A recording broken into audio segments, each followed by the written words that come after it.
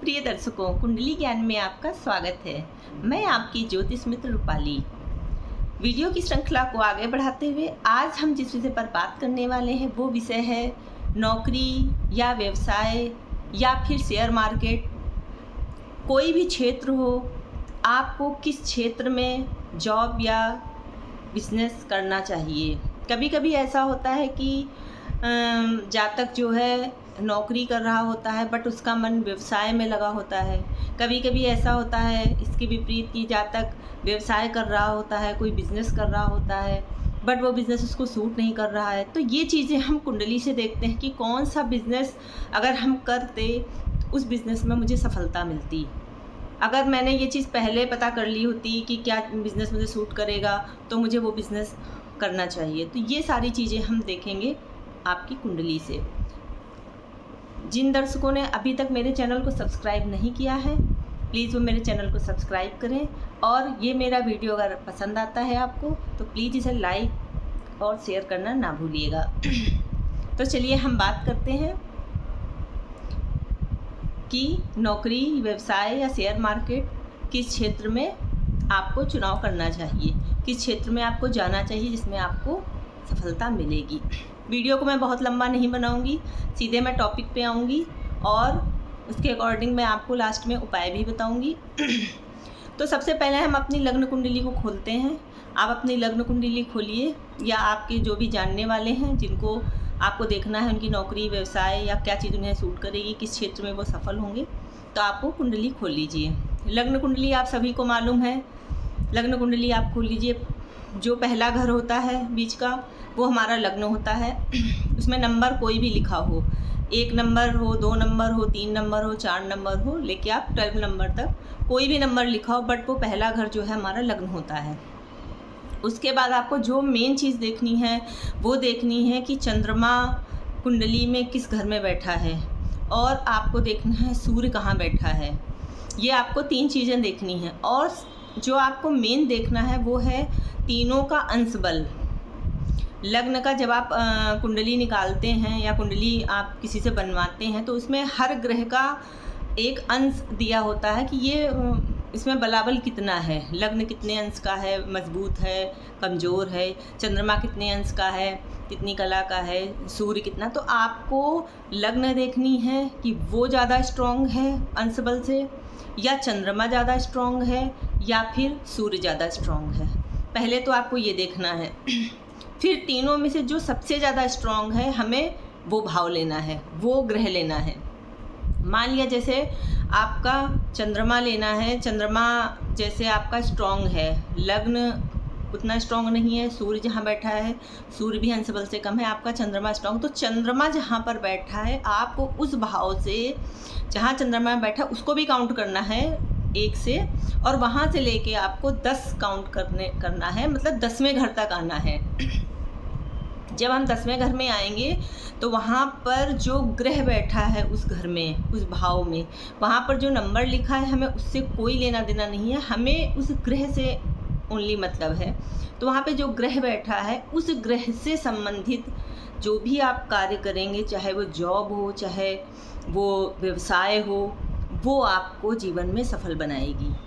अगर मान लिया लग्न से हम लेते हैं तो लग्न से सीधे 10th हाउस, आपका 10th हाउस में जो भी ग्रह बैठा है वो आपका जॉब या नौकरी के लिए वो ग्रह कारक होगा।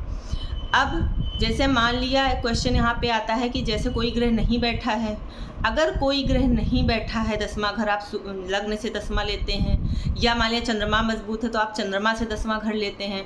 मान लिया अगर सूर्य ज़्यादा अंश बल से मजबूत है तो हम सूर्य से 10वां घर लेते, तो वो कहीं भी 12 भाव में कहीं भी बैठा हो, बस वहाँ से आपको 10th हाउस लेना है। और 10th हाउस में जो भी ग्रह है आपको उस ग्रह से अकॉर्डिंग आपको जॉब या व्यवसाय चूज़ करना है।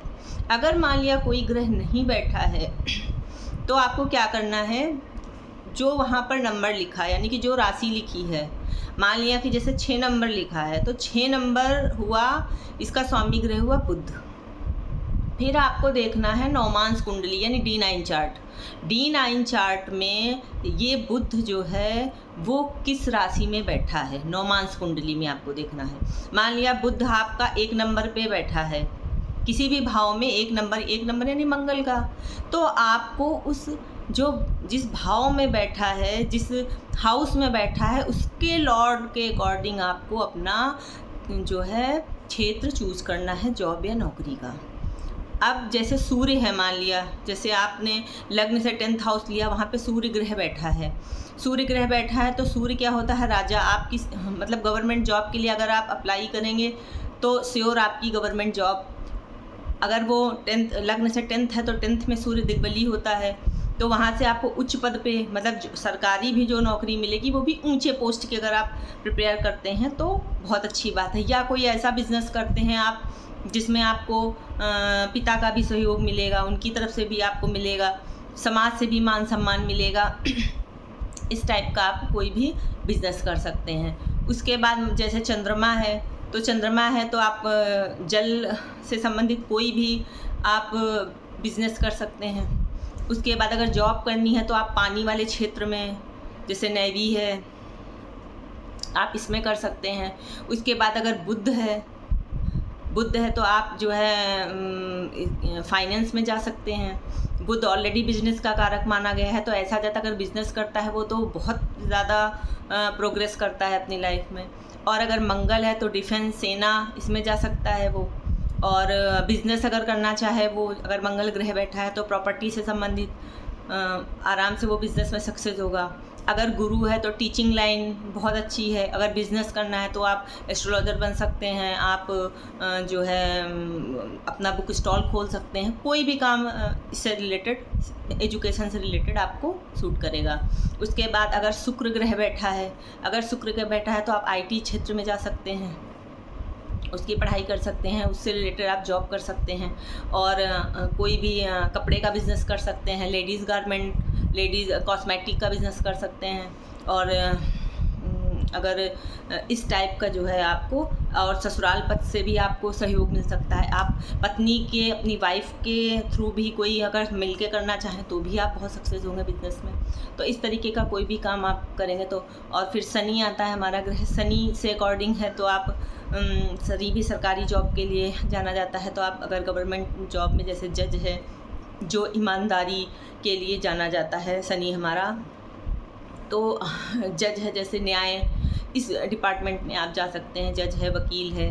और अगर आप जो है कोई बिज़नेस करना चाहते हैं तो बिज़नेस हम, जैसे कि आप C ग्रेड वाला जो है नीचे का है तो आप उनसे मिलके कोई बिज़नेस करना है, मज़दूर यूनियन के इस टाइप का, तो वो आप कर सकते हैं।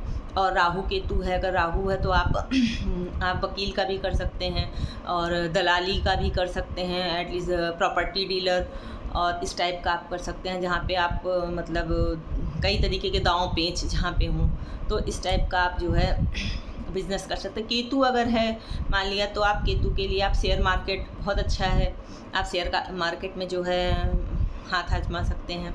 तो इस तरीके से जो भी ग्रह मान लिया इनमें से कोई भी बैठा है तो आप देख सकते हैं कि जो है कौन सा बिज़नेस, कौन सी नौकरी आपको सूट करेगी। अगर मान लिया कोई ग्रह बैठा है, मान लिया तीनों से ही आपने देखा, कोई एक मान लिया आपका ग्रह मजबूत है, मान लिया लग्न से आपने 10वां लिया या चंद्रमा से 10वां लिया, सूर्य से 10वां लिया, जो भी ग्रह निकल के आता, मान लिया वो ग्रह अंश बल से कमज़ोर है, तो आप जो है उसके मंत्र करिए बहुत ज़्यादा से ज़्यादा, और जो उसके अकॉर्डिंग जो कलर है उस कलर का आप ज़्यादा से ज़्यादा यूज करिए। तो ऐसे करने से वो उसको बल मिलेगा और उसमें थोड़ी सी एनर्जी आएगी, तो आपको वो बेनिफिट देगा। तो अगर ये मेरा वीडियो आपको पसंद आया हो तो प्लीज़ इसे लाइक करना ना भूलिएगा। जय श्री कृष्ण।